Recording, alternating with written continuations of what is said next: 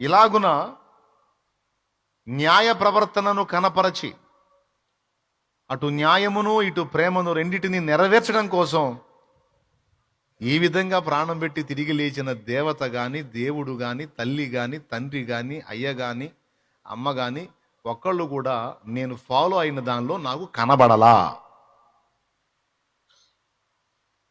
నాకు ఊహ తెలిసిన దగ్గర నుంచి ఇంచుమించు 20 సంవత్సరాల ప్రాయం వచ్చిన దాకా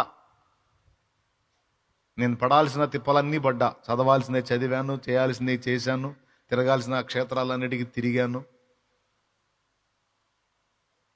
అప్పటి నుంచి ఇప్పటిదాకా ఈ ప్రశ్న అడుగుతానే ఉన్నాను. దీనికి న్యాయమైన సమాధానం ఇంతవరకు ఒక్కళ్ళు కూడా చెప్పలా. నాకు న్యాయంగా ఒక డౌట్ వచ్చిందండి. న్యాయంగా నేను అడిగిన ఆ ప్రశ్నకు న్యాయమైన సమాధానం ఇంతవరకు నేను గతంలో ఫాలో అయిన విశ్వాసం దగ్గర నుంచి రాలా. నేను గతంలో ఫాలో అయిన మతం దగ్గర నుంచి రాలా. ఒకటి మాత్రం వచ్చింది, బూతులు వచ్చినాయి, నన్ను తిట్టారు, నన్ను ఏదో ఒక విధంగా దొరకబుచ్చుకొని ఇబ్బంది పెట్టాలని పాపం చాలా రకాలుగా తిప్పలబడ్డారు.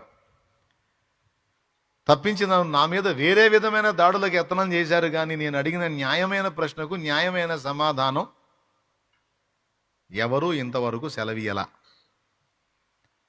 కాబట్టి దీనికి ఆన్సర్ లేదని నాకు తెలుసు.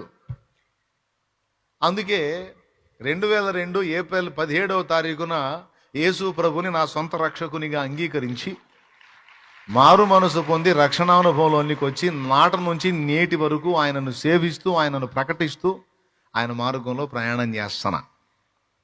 నా మ్యాటర్లో నాకు క్లారిటీ ఉంది.